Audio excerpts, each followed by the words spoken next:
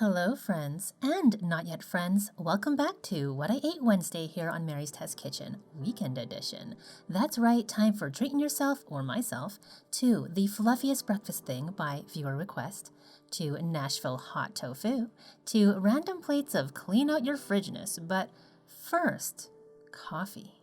As usual, I started this Saturday with my favorite Four Sigmatic instant coffee with lion's mane.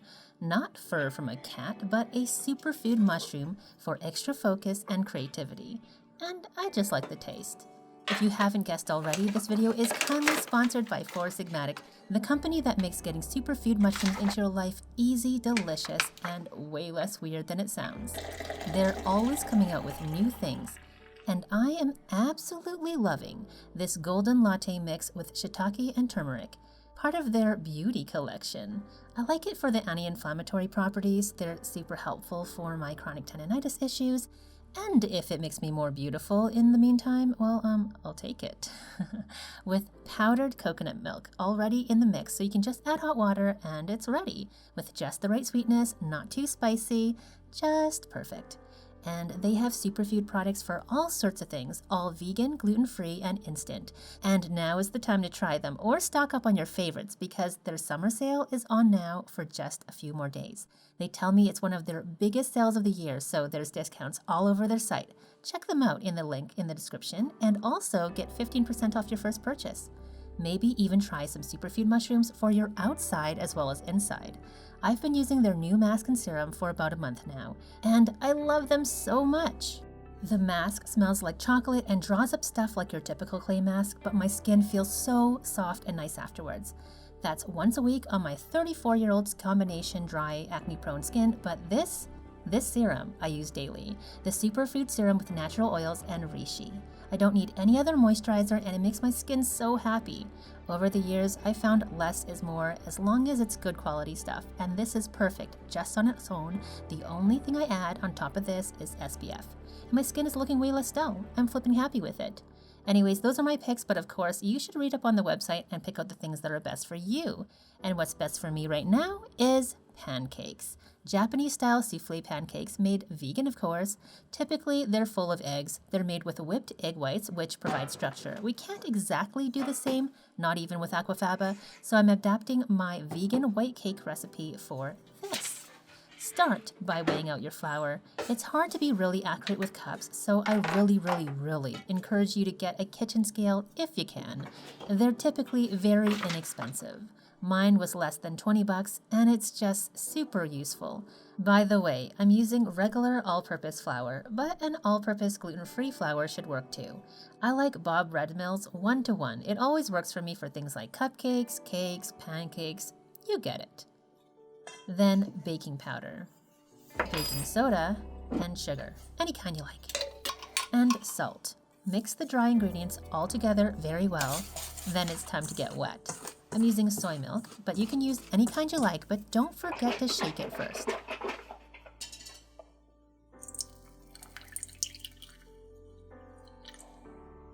Add apple cider vinegar, which will react with the baking soda and give the batter extra lift. A couple of teaspoons of oil prevents gumminess. I don't really recommend oil alternatives like applesauce in this particular recipe because, well, souffle pancakes aren't an everyday thing, so just go with it. Finally, a bit of vanilla extract will make these pancakes smell heavenly. If you want to go wild and sub rum extract or hazelnut flavor, you do you. Then just mix the wet ingredients together first, and then incorporate the dry too. Go gently because you really don't want to overmix this. Overmixing can really gum up the texture, so just stir until there are no dry bits left. We're almost there. Just check the bottom so there's no lumps of flour down there. And we can stop. Stop, Mary, stop. Okay, this is not too bad. This will work. Now let's go over to the stove with some refined coconut oil on a pan over medium heat. You can use whatever oil really, but I find coconut oil works really well, and refined because I don't want my pancakes to taste like coconut today. When your pan is nice and hot, also add your greased ring molds. These are just made with folded up foil. and add half the batter to each of the molds. Just spoon it in. You don't have to use a mold, by the way, they just will look nicer. If you don't have molds, just pour it on into a pile, 2 piles. I did order a couple of stainless steel molds, but they ended up being too tall, so if you decide to get some, just make sure they're about a half or an inch tall, maybe up to 1.5 inches, and 3 inches wide if you want the same shape as mine here. Ideally, the batter should go up to halfway on the molds. These are a little bit over full. You'll see what I mean later. Lower the temperature to medium-low, that was on 3 on my dial, and then cover the pancakes so they can cook slowly, about 10 minutes. I know that's a long time, but it's because they're so thick. And you can see they've puffed up a lot. This is about after 5 minutes. They're past the edge of the mold, but it's okay. Much more and it would not be good, but this is okay. After about 10 minutes, the tops should look dry, and there should be some bubbles on top too. Go ahead and flip them. You might need a little finessing with a spatula, especially if your nonstick is not so nonstick anymore like mine. So just flip them and make sure though that there is some oil under there as well before you cook the other side. Here I'm just kind of distributing the oil to make sure that there's enough there.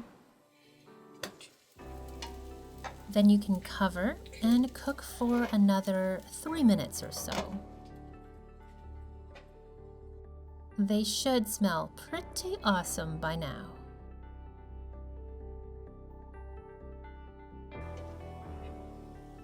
You can check for doneness by gently pressing the centers. They should spring back easily. This takes some experience, so even if you're not sure, just give it a touch so you'll get familiar with the sensation. I'm just checking the bottoms, and these are done. Take them off the heat and let them cool for maybe a minute or 2 before taking off the molds. This one slid off relatively easily. If yours are sticking, just use the back of a knife or a thin spatula to go around the sides.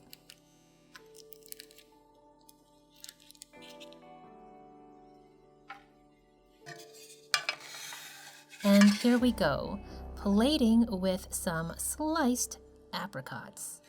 This one is really just enough, but for the gram, let's stack.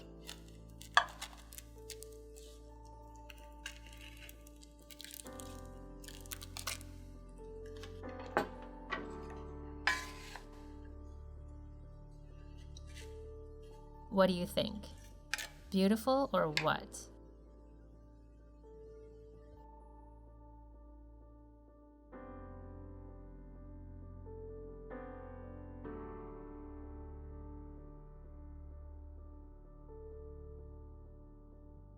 I was actually out of vegan butter, so this is a little scoop of cocoa whip before adding the best syrup in the world, maple syrup. Oh yeah. And right on time, my boyfriend started watching Star Wars, so no more background sound for the rest of the video because I need that AdSense. Let's take a look inside.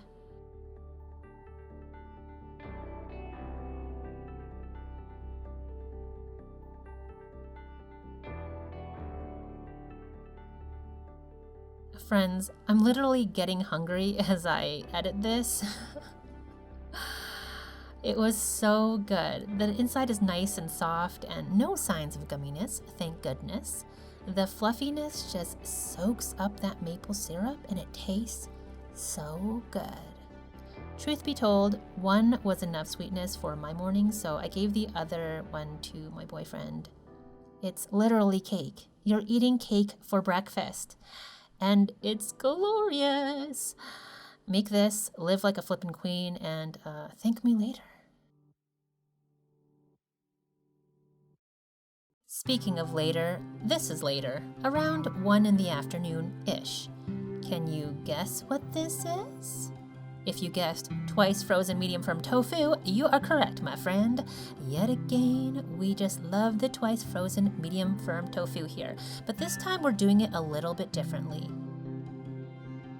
Like my vegan fried chicken recipe and my more recent vegan buffalo chicken recipe, we took medium firm tofu, froze it right in the package, solid, then thawed it in the fridge, then frozen solid again, then thawed again. Then I opened it up, drained, pressed it really well with a towel to get as much moisture out as possible, and now I'm ripping it into bite-sized chunks. Onto this non-stick silicone baking liner. You could also use parchment paper. This tofu is the kind that goes flaky with the freezing, but you can also use other kinds that go kind of more spongy. It won't matter. Actually, DSI, a local tofu company that makes a fresh tofu that is so good, works really well for this type of thing, and it doesn't flake at all. So don't worry if you're not finding the kind of tofu that flakes and looks just like chicken. We don't care how it looks here. The spongy kind is just as good as long as you can get all of the moisture out. And we're going to help it by baking these nuggets directly in the oven for about 20 minutes. Just turn the oven on now. There's no preheating necessary.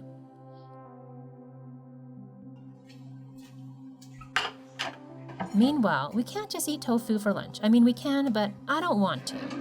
Instead, we'll use this time to cut up some leftover tomato.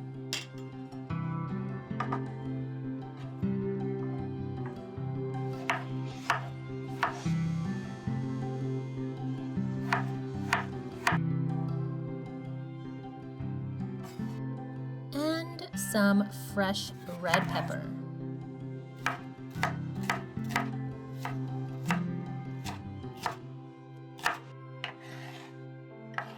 And a couple sticks of celery. I only bought a couple sticks because a whole head was $6 and not even organic. Seriously, I need the celery juice trend to die so prices can go back down to normal and I can buy celery for normal people things again. It is literally affecting the composition of my salads. Unacceptable. So anyways, all these bits and bobs go into a large bowl, along with some red onion that I had cut up for something else the day before. And we're making macaroni salad. I'm gonna eat a lot of mac salad this summer, I have a feeling. It's just the perfect thing in my opinion. It conjures up memories of summer picnics and potlucks and barbecues. What summer salads are you looking forward to? Let me know in the comments below. For this, I added some shredded spinach, some veganaise, some mustard, also some lemon juice right on top of that spinach, and also red wine vinegar to give that spinach a head start. By the way, this time I've left the recipe link in the description below with all the other details of the stuff I've mentioned, the recipes, all for your convenience. We have a little bit taste, and then we can add other flavorings like garlic powder and onion powder, plus paprika and maybe a little cayenne, and some Italian seasoning, same as last week, some more lemon juice, and salt. And then we can have a little mix.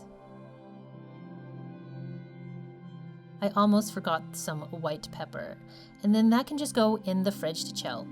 Now the tofu has been baking for 20 minutes and it's changed color. It'll get a little yellowish and the edges should be a little bit golden brown. I'm going to flip them before putting them back into the oven to dehydrate even more. We're really trying to get that moisture out.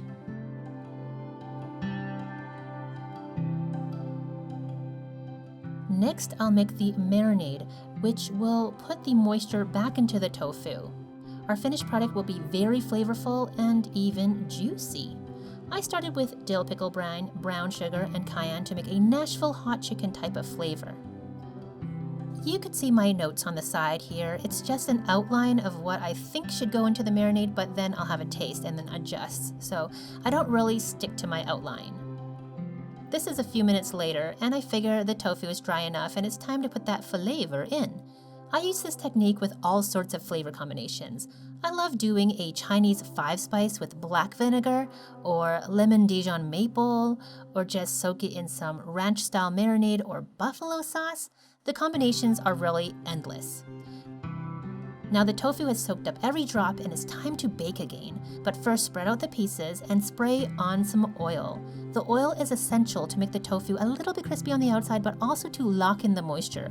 Otherwise, it's really easy to overbake and then they will be dry and chewy on the inside instead of juicy and delicious. Now I'm using this oil sprayer. I'll link it in the description below, but it's a little annoying to be honest. I'm keeping my eyes open for one that works even better, so please let me know if you have any recommendations. Then 10 minutes later, we're ready to plate up with some thick sourdough and that macaroni salad, which has been chillin' with those flavors mingling. And of course, our Nashville hot baked tofu.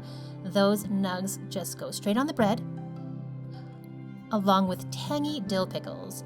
That's a nice hefty portion of vegan protein made super delicious with that dill pickle juice, brown sugar, and spicy cayenne with garlic and onion. The tofu is crispy on the outside but tender and full of juicy flavor on the inside. Seriously, it just takes about a half an hour, maybe 40 minutes.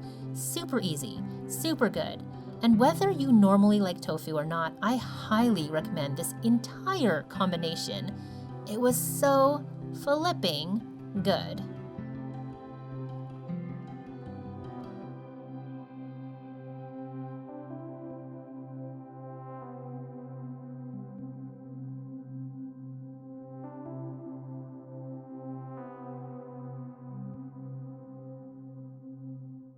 When it came to dinner, I was out of hand budget, not because anything was a lot of work for a normal person, but because chronic tendinitis likes to strike just when you're having a good time.